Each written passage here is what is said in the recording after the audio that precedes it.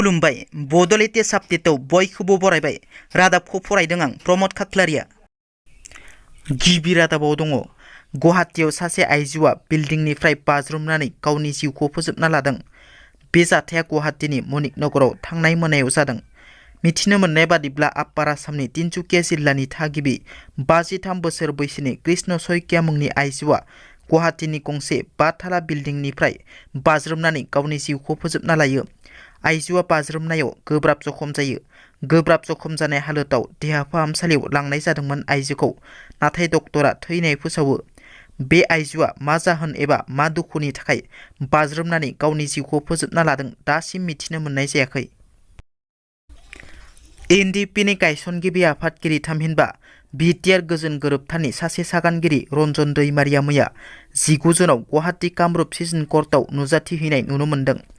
मख'नो गोनांदि बिटिआर गोजोन गोरोबथा जालांनायनि उनावबो कामरुप सिजन कर्टआव खनले नुजाथिहैनांगौ जादों।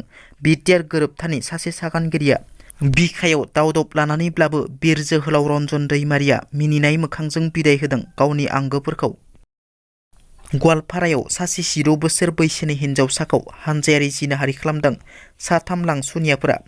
मिथिनो मोननाय बादिब्ला 9 थाखोआव फरायनाय 16 बोसोर बैसोनि हिन्जावसाया फरायसालिनिफ्राय न'फारसे गिदिंलांफिनबाय थानाय समावनो 3 लांसुनियाफोरा काराव जबरदस्ति दैखांना लांना खारबाय थानाय काराव हानजायारि जिनाहारि खालामो आरो जिनाहारि खालामखांना फुंनि सोरांसि समाव 3 रिंगायाव गोथै हाखर खाथियाव गारना गालाङो।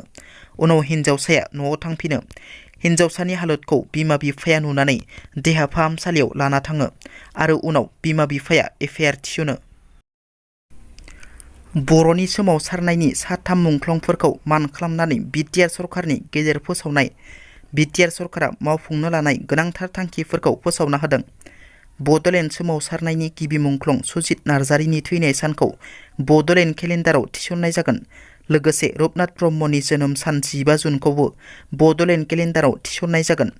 बिटिआरनि मोन 40 बियाबाव गं 40 सावराय जथुम नब्लां सुजित नार्जारिनि मुङाव लुफुंनाय जागोन। बिएलटिनि दैदेनगिरि बिरसिला गांनि मुङाव इनडर स्टेडियाम लुफुंनाय जागोन। बांबुर गोरानि मुङाव गंबा युथ सेन्टार लुफुंनाय जागोन। सनितपुर जिल्ला ट्राइबेल संघनि तेजपुर गाहाय मावखुलियाव आफादगिरि हरेन मिल्लि, गाहाय नेहाथारि समेश्वर दैमारि आरो सनितपुर जिल्ला ट्राइबेल संघ आफादनि लाइमोन नेहाथारि रन्जन दैमारिनि खौरांगिरि मेल। खौरांगिरि मेलनि गेजेरजों आसाया दुलाराय ट्राइबेल संघनि गाहाय नेहाथारि आदित्य खाख्लारिनि सायाव ससियेल मिडियायाव खेंफोरथि होनायनि सायाव गोख्रों रावजों खेंफोरथि होयो। दिनैनि रादाबा एसेनोसै। नोंथांमोना जुदि आंनि रादाबखौ खोनासंनानै मोजां मोनदोंब्ला अन्नानै लाइक, शेयार आरो साबस्क्राइब खालामनो दाबाव। गोजोन्थों।